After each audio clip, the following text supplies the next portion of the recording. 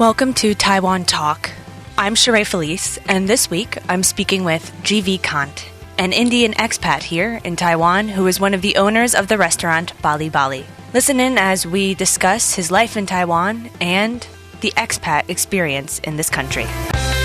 How long have you been living in Taiwan? I've been living in Taiwan for the last 13 years now, and the journey begins like I passed out from Khalsa College from Bombay, and I came as an intern to learn about like import and export. So basically I got a job as an intern for 2 months in Shenzhen. I worked for the same like over there in Shenzhen for almost 10 months. Then I came to Taiwan in October 2006.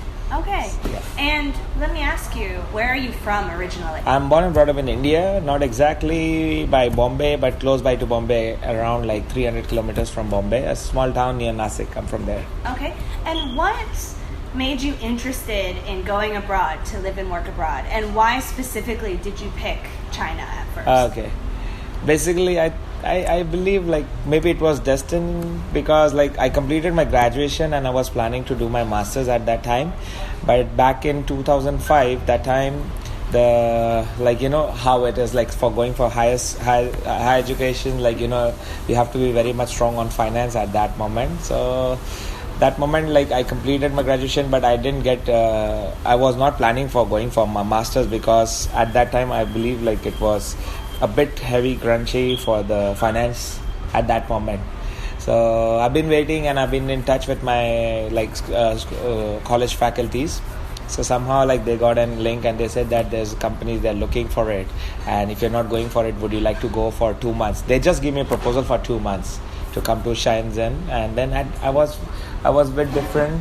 I was a bit like because going to a mainland, this food wise compared to Indian cuisine is very much different, and like food is a real issue if you are a vegetarian. I'm a semi-vegetarian now. I'm vegetarian. I don't eat meat like so that time it was just a beginning, and like it was a bit challenging, like but they said that they're gonna do all the arrangements for us, like living and accommodation and all that. Even for the food they made us.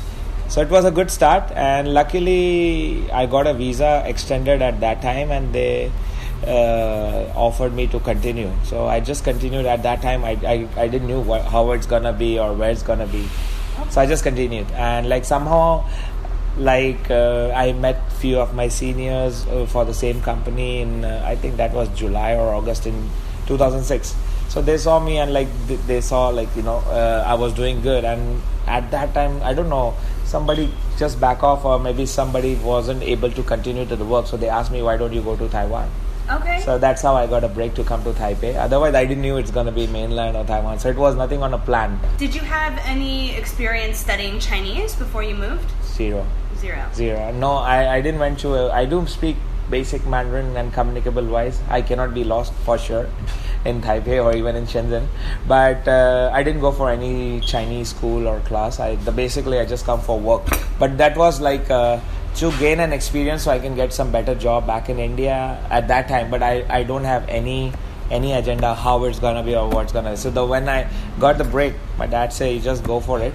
You never know where you're gonna land up after 10 years. So if I look back with my classmates, they've been mostly working in banking sectors, but I believe I'm much more happier than them working here and like traveling around the world. Also, I've completed many countries. I've been to Japan, Korea, mostly Asia. I've been covering up. So I think it's just a part of destiny. Can you tell me, what is it like living in China versus living in Taiwan?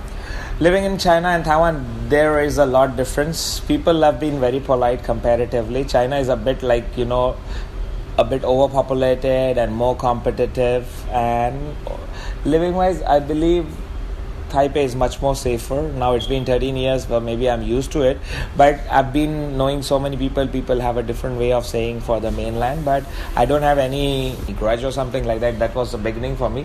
But I believe more or less both are same, but Taiwan is definitely much more polite, and people have been more humble to you and more helpful. Yeah, okay. In a way, yeah, they're pretty compatible. Yeah. So did you always have a dream to open up a business, or were you dreaming of other things when you were studying?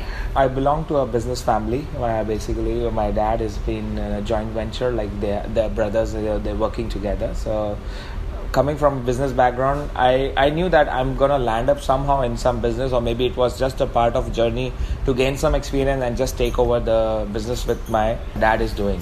But having siblings and the more of the bigger families, like coming from in India, it's mostly on joint, so I think it was destined, and I just got a break. So I don't think so I need to be with to join them, because my brothers are already doing with them. So it's better that I have a separate, different, business, I can say that. Yeah. Okay.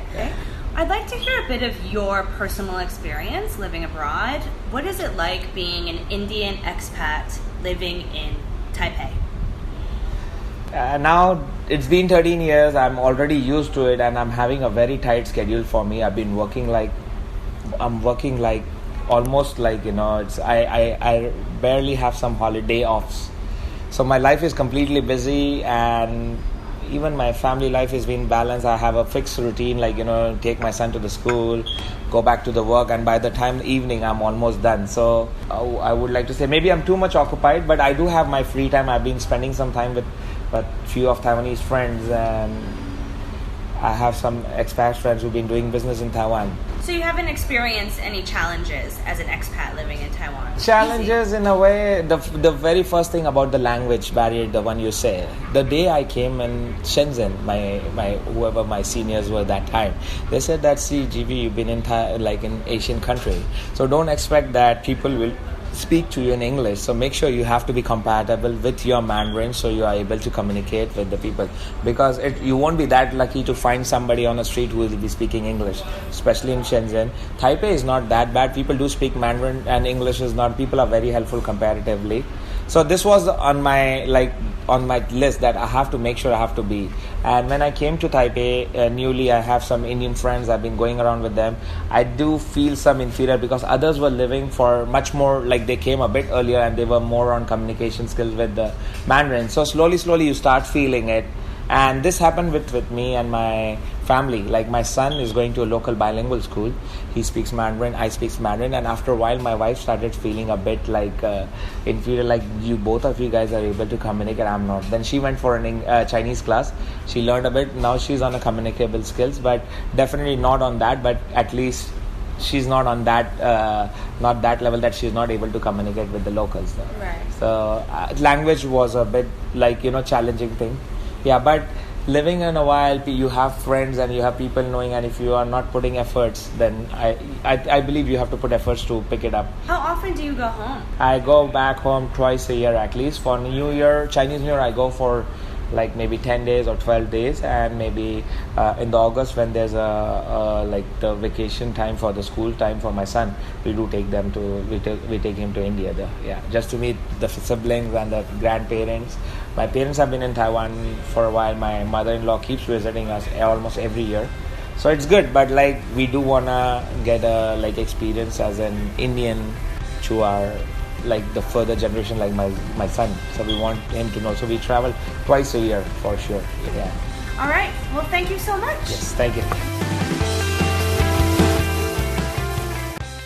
That's it for this week's episode of Taiwan Talk. I'd like to thank GV Kant again for joining me. Don't forget to tune in next week for an all-new episode. As always, remember to take care of yourselves. I'm Sheree Felice.